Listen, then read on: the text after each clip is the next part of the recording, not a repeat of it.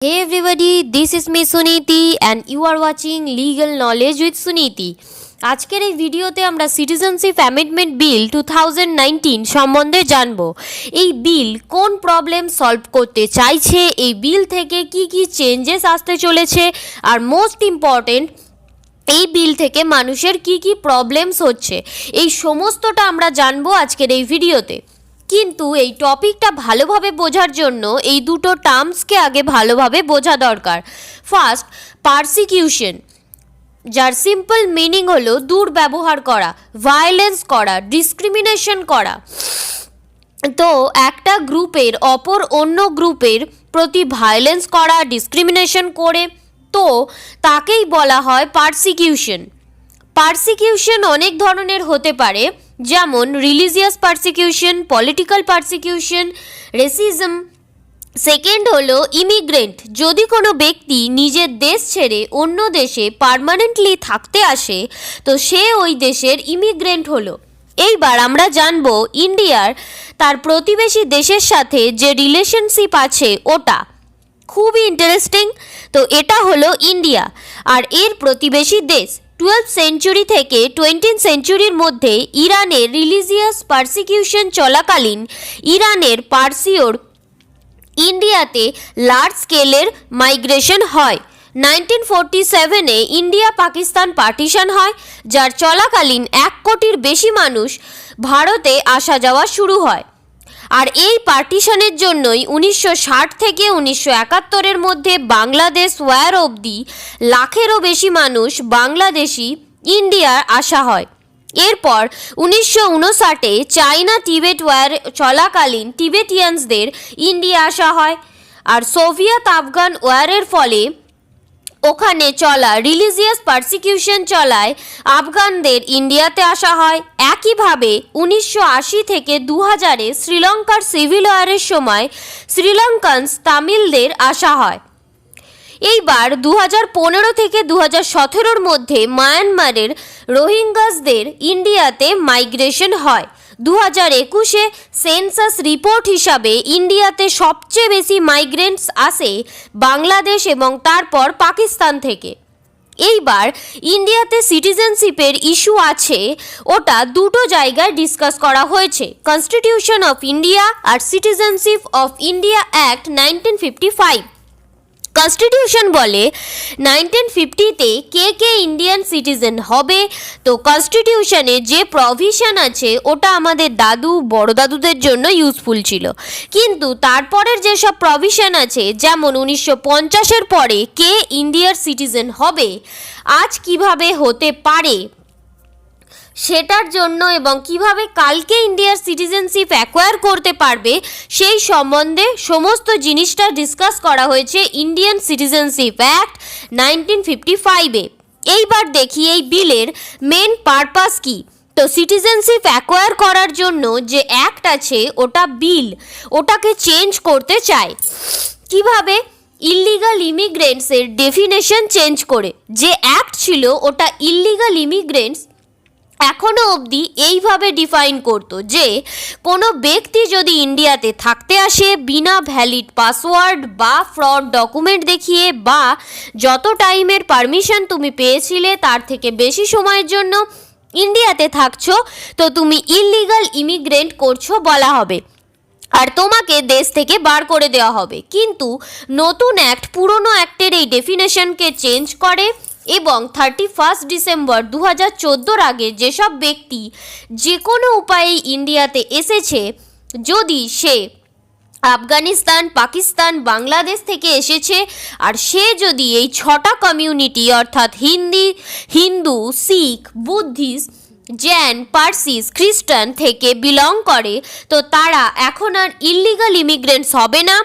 তো পুরনো অ্যাক্ট হিসাবে যারা ইল্লিগাল ইমিগ্রেন্টস বলা হতো যাদের, নতুন অ্যাক্ট ওটাকে অ্যামেন্ড করে দেয় আর এই 6 কমিউনিটির যে এই 3টে কান্ট্রিজ থেকে এসেছে তারা এখন আর ইল্লিগাল ইমিগ্রেন্টস হবে না। সেকেন্ড, বড় চেঞ্জেস এসেছে প্রসেসিং অফ অ্যাকোয়ারিং সিটিজেনশিপে। আগে কি হতো, ধরো তুমি পাকিস্তান থেকে ইন্ডিয়ান সিটিজেনশিপ আদায় করে এসেছো, তো আগে তোমাকে 11 বছর ইন্ডিয়াতে থাকতে হবে বা গভর্নমেন্ট সার্ভিস করতে হবে, আর ওই 11 বছর পরেই তোমাকে ইন্ডিয়ান সিটিজেনশিপ দেওয়া হবে। আর এই নতুন অ্যাক্টে পুরো প্রসেসকে চেঞ্জ করে দেয়। যদি তুমি ওই কান্ট্রিতে বা ওই 6টা কমিউনিটি থেকে বিলং করো, তো তোমাকে এইবার থেকে 11 বছর নয়, শুধু 5 বছর ইন্ডিয়াতে থাকতে হবে, আর তারপরেই তুমি ইন্ডিয়ান সিটিজেন পেয়ে যাবে সিটিজেনশিপ।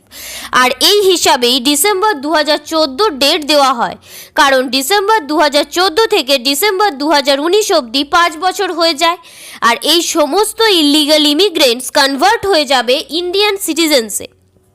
এই বিলকে নিয়ে যে সমস্ত প্রবলেম সামনে এসেছিল, ফার্স্ট, যে আপনারা শুধু এই 3টে দেশকে কেন বাছলেন, এই 3টে দেশের এই 6টা কমিউনিটিকেই কেন, বাকি প্রতিবেশী দেশ বা বাকি কমিউনিটিকে কেন বাদ দেওয়া হলো, এটা আর্টিকেল 14-এর ভায়োলেশন। এই অ্যান্সারের জন্য আমি পুরো পার্লামেন্টারি ডিসকাশন এবং হরিশ সালভেকে যে জবাব দিতে শুনি, উনি বলেন যে পুরো বিলের উদ্দেশ্যই ছিল মাইগ্রেশন লসকে এক্সপ্যান্ড করা, ওটাকে রিল্যাক্স করা। এইবার কতটা রিল্যাক্স করা হবে, কতটা এক্সপ্যান্ড করা হবে, এটা পলিসি ম্যাটার। অমিত শাহ বলেন, আমাদের প্রতিবেশী দেশে মাইনরিটি কমিউনিটিজের ওপর ভায়োলেন্স হচ্ছে, তার ওপর টর্চার হচ্ছে, তাদের রিলিজিয়াস পারসিকিউশন হচ্ছে। এইবার এই 3টে দেশকে বাছার কারণই হলো এই 3টে দেশের কনস্টিটিউশন সেকুলার নয়, একটা ইসলামিক স্টেট ডিক্লেয়ার করে। আর এই 3টে দেশেই এই 6টা কমিউনিটিস এরা মাইনরিটিস, যাদের রিলিজিয়াস পারসিকিউশন হচ্ছে। এই জন্য আমরা এই 3টে দেশ এবং এই 6টা কমিউনিটিকে বেছেছি। সেকেন্ড বড় অপোজিশন আসছে ইন্ডিয়ার নর্থ ইস্ট স্টেট থেকে, স্পেসিফিক্যালি আসাম থেকে। এই অপোজিশনের একটাই ডিপ রুটেড হিস্ট্রি আছে। সেই ডিপ রুটেড হিস্ট্রিটা কি সেটা আগে চলো দেখে নিই। 1920 থেকে যখন পুরো দেশে দাঙ্গা হওয়া শুরু হয়, তখন থেকেই ইস্ট বেঙ্গল থেকে নর্থ ইস্ট শহরে মানুষের আসা শুরু হয়ে যায়, স্পেসিফিক্যালি আসামে। সাধারণ ব্যাপার, যারা মানুষ আসছে এখানে, তারা ওখানের রিসোর্সেসের ওপর, ল্যান্ডের ওপর নিজের অধিকার জমানো শুরু করে। ধীরে ধীরে কি হয়, ওখানে লোকাল মানুষের পপুলেশনের সাথে কম্পেয়ার্ড রিফিউজি পপুলেশন বেশি হতে থাকে। এরপর 1948-এ ইন্ডিয়া পাকিস্তান পার্টিশন থেকে 1971-এর বাংলাদেশ ফরমেশন অবধি লাখেরও বেশি মানুষের নর্থ ইস্ট শহরে এসে যায়। স্বাধীনতার সময় এবং স্টেট রেকগনাইজেশনের সময় নর্থ ইস্ট শহরে নিজের কালচার, ল্যাঙ্গুয়েজ, ট্রাইবাল এথনিসিটিকে নিয়ে অনেক বেশি চিন্তিত হয়ে পড়ে। এই জন্যই জম্মু কাশ্মীরের মতো নর্থ ইস্টের স্টেটকেও স্পেশাল স্ট্যাটাস দেওয়া হয়, যেমন 6 শিডিউল, ইনার লাইন পারমিট, আরও অনেক কিছু। 1978-এ আসামেরই একজন এমপি হীরালাল পাটওয়ারি ডেথ হয়ে যায়, যার জন্য রিয়েল অ্যাকশন করাতে হয়। যখন এটা সামনে আসে যে আসামের যে রেজিস্টার্ড ভোটার্স আছে তাদের নাম্বারস হঠাৎ করে বেড়ে গেছে, মানে রিফিউজি সংখ্যা অনেক বেড়ে গেছে, ইলেকশন ক্যান্সেল করে দেওয়া হয়। আর স্টুডেন্ট লিডার্স প্রোটেস্টে আসে যে ইলিগাল ইনফ্লেক্স আছে ওটাকে থামানো হোক, আর যত ইলিগাল ইমিগ্রেন্টস আছে এদের ডিটেন করে ডিপোর্ট করা হোক। এটাই ছিল আসাম আন্দোলন 1979 থেকে 1985 অবধি। এরই রেজাল্ট ছিল আসাম অ্যাকর্ড, যেটা আসে 1985-তে। আসাম অ্যাকর্ড বলে, ইরেসপেক্টিভ অফ ইয়োর রিলিজিয়ন, তুমি যে ধর্মেরই হও না কেন, যদি তুমি 24শে মার্চ 1971 পরে আসামে এসেছো, তো তুমি সিটিজেন্স হবে না, তুমি ইললিগাল ইমিগ্রেন্টসই হবে। আর এই আসামের অ্যাকর্ডের অবজেক্টিভসকে ফুলফিল করার জন্য আনা হয় NRC, national register for citizenship, যাতে 19 লাখ ইললিগাল ইমিগ্রেন্টস পাওয়া গিয়েছিল। কিন্তু এখন যে ক্যাব অর্থাৎ সিটিজেনশিপ অ্যামেন্ডমেন্ট বিল এসেছে, এটা কি বলে? যে 1971 থেকে দেখব না, 2014 থেকে দেখব। 2014 অবধি এই 3 দেশ এবং 6টা কমিউনিটি থেকে যে সমস্ত মানুষ ইন্ডিয়াতে এসেছে তারা ইললিগাল ইমিগ্রেন্টস হবে না, এদের সিটিজেন বলা হবে।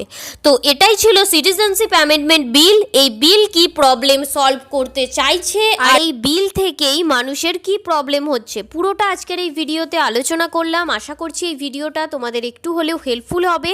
যদি হেল্পফুল হয়ে থাকে অবশ্যই ভিডিওটাকে একটা লাইক করে চ্যানেলটিকে সাবস্ক্রাইব করে পাশে থাকা বেল বাটনটা হিট করবে, যাতে করে এই রকমই লিগ্যাল নতুন নতুন আপডেটেড ভিডিও আমি যখন চ্যানেলে আপলোড করব তখন তোমাদের কাছে নোটিফিকেশন পৌঁছে যাবে। Till then take care, see you in the next class, have a nice day.